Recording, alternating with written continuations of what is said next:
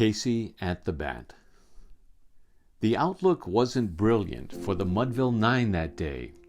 The score stood 4-2, with but one inning more to play. And then when Cooney died at first, and Barrows did the same, a pall-like silence fell upon the patrons of the game.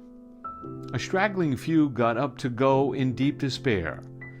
The rest clung to the hope which springs eternal in the human breast. They thought, if only Casey could get a whack at that, we'd put up even money now with Casey at the bat. But Flynn preceded Casey, as did also Jimmy Blake, and the former was a hoodoo, while the latter was a cake. So upon that stricken multitude grim melancholy sat, for there seemed but little chance of Casey getting to the bat. But Flynn let drive a single, to the wonderment of all, and Blake, the much despised, tore the cover off the ball. And when the dust had lifted, and men saw what had occurred, there was Jimmy safe at second, and Flynn a hugging third. Then from 5,000 throats and more there rose a lusty yell. It rumbled through the valley, it rattled in the dell. It pounded on the mountain and recoiled upon the flat. For Casey, mighty Casey, was advancing to the bat. There was ease in Casey's manner as he stepped into his place. There was pride in Casey's bearing, and a smile lit Casey's face. And when responding to the cheers, he lightly doffed his hat. No stranger in the crowd could doubt 'twas Casey at the bat. 10,000 eyes were on him as he rubbed his hands with dirt. 5,000 tongues applauded when he wiped them on his shirt. Then while the writhing pitcher ground the ball into his hip, defiance flashed in Casey's eye, a sneer curled Casey's lip.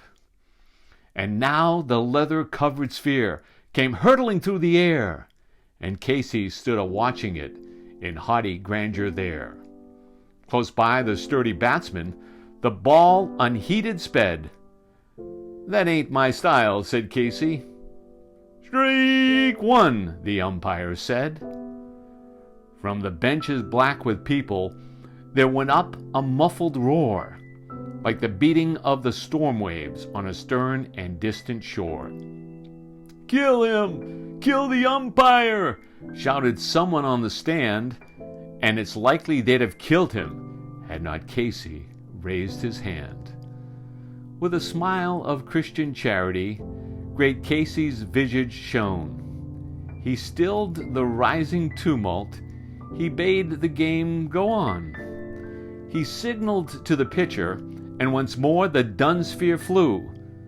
But Casey still ignored it, and the umpire said, "Strike two." "Fraud!" cried the maddened thousands, and echo answered, "Fraud!"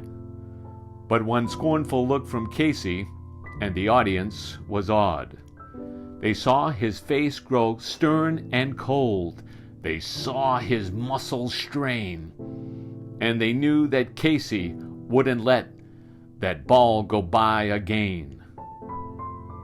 The sneer is gone from Casey's lip. His teeth are clenched in hate. He pounds with cruel violence his bat upon the plate. And now the pitcher holds the ball, and now he lets it go, and now the air is shattered by the force of Casey's blow. Oh, somewhere in this favored land the sun is shining bright.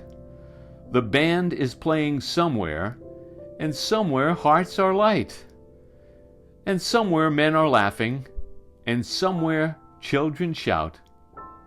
But there is no joy in Mudville. Mighty Casey has struck out.